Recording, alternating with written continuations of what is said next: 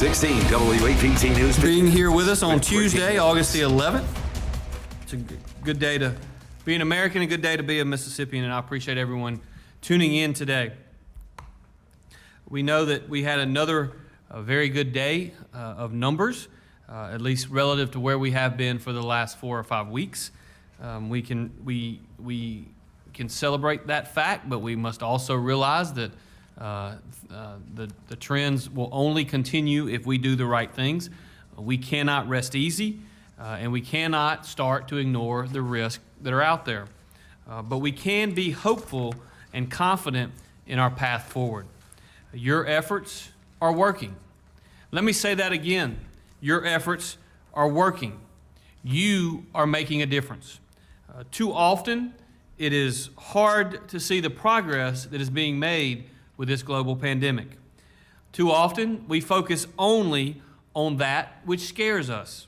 Some choose only to highlight the bad in an attempt to coerce the right kind of behavior.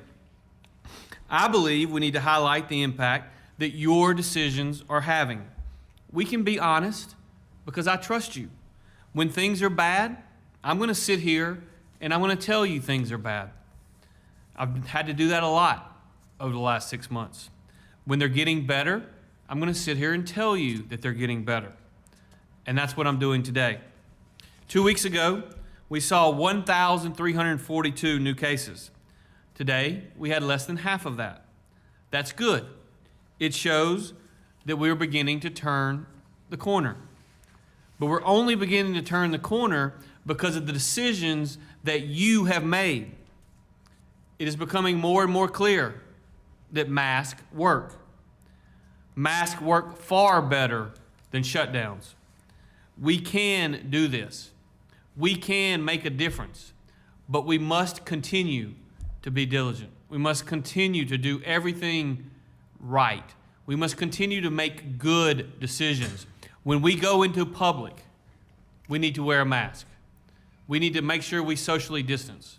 We need to stay away from large parties or large gatherings. We need to stay away from gathering around bars. We can continue to stay focused and continue to stay smart. Please, I urge you, don't back off now.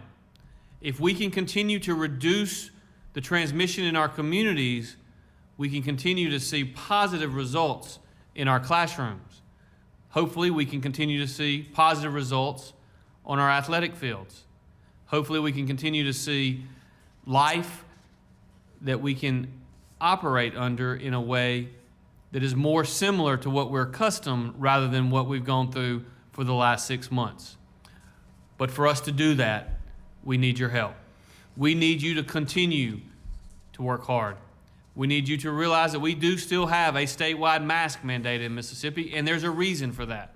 It's because the mask, the social distancing, you doing what you do is making a difference. My request of you today is simple. Please do not back off now. Now is the time to crush the enemy. And the enemy is not one another. The enemy is the virus. With that, I'm going to turn it over to Dr. Dobbs and let him give us an update. Very good. Thank you, Governor. Today we're reporting 644 new cases and 33 additional deaths. We have seen some moderation in the daily case counts, and this is also consistent with other lines of evidence that we're seeing some moderation in transmission. We're seeing a flattening of new hospitalizations, although we're still having significant stress on the capacity of these hospitals.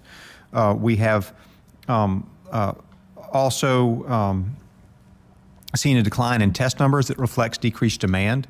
So we do believe this is a real moderation in the number of daily cases, but it's nothing that we want to let our guard down.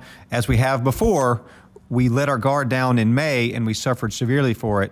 So now we need to make sure we double down, follow up on the mask use, make sure that we maintain social distancing and avoid groups as much as we possibly can. If we look at our deaths, so far we've reported 1,944 deaths throughout the state.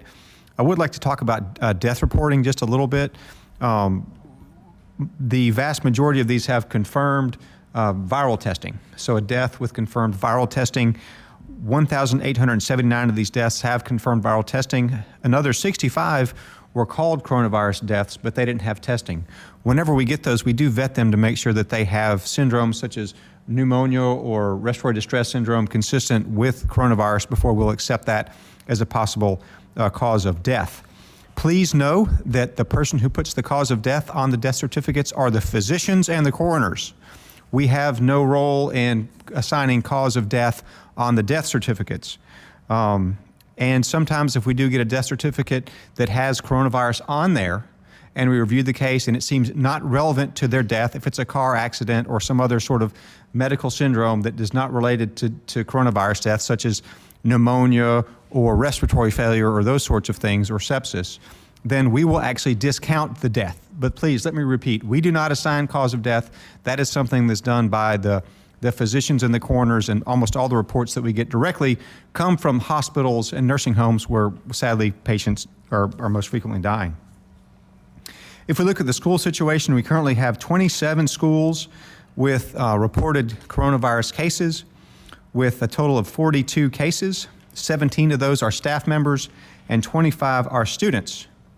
The counties where these schools are the following: Webster County, Tippah County, Tate County, Pontotoc, Forest, Jones, Winston, Jackson, Holmes, Grenada, Chickasaw, Lowndes, Pearl River, and Union. We are working with the schools. We have a web form to submit weekly data from the schools so that we can have aggregate information that we will share with the public. It will be on our website and be available to everyone to see. We're still communicating with the schools to make sure we get that information on a regular basis. And please, schools, make sure that you submit that data on a weekly basis. We don't want to have to track you down. We need it to make sure the public can have the best information. If we look at safety at schools, one thing I just do want to reiterate, and there has been some confusion about this, you do need to wear a mask, and a face shield does not remove the need to wear a mask. The mask protects you and those around you. The face shield is an added layer of protection for the wearer. And so we certainly think that's a useful thing to do, but if you are in school, if you're a student or a teacher, you need to wear a mask, and if you choose to wear a face shield, that's great, but it does not remove the need to also wear a mask. Some other things that have come up recently, we are getting reports of ongoing lab delays. There are still some commercial labs, as the governor talked yesterday, that are still behind. So we know that they're working through that, but please talk to your physician or a clinic about that if you have concerns about lab delays. And we are still doing, pretty much daily testing at the West Street location, and we're running 24-hour turnaround. So if you need to get tested, we'd love to see you. Also, we still have our clinics around the state for drive-through testing, free of charge, of course. We get complaints from restaurants and businesses from time to time. Please note, if you do have a restaurant that you're concerned about, we do have a place on our website where you can file a complaint, and we will follow up with them. We do obviously license the restaurants, and we have a little bit more interface with those guys on a regular basis. If you do send something to us on businesses, we will communicate with them and let them know of the different rules that they should be following. And the last thing I just want to mention real quickly, there has been some conversation about myocarditis, or an inflammatory condition of the heart related to coronavirus. As you may have seen, there were 5 Big Ten football players recently tested positive for myocarditis. It's an inflammatory condition of the heart related to the coronavirus.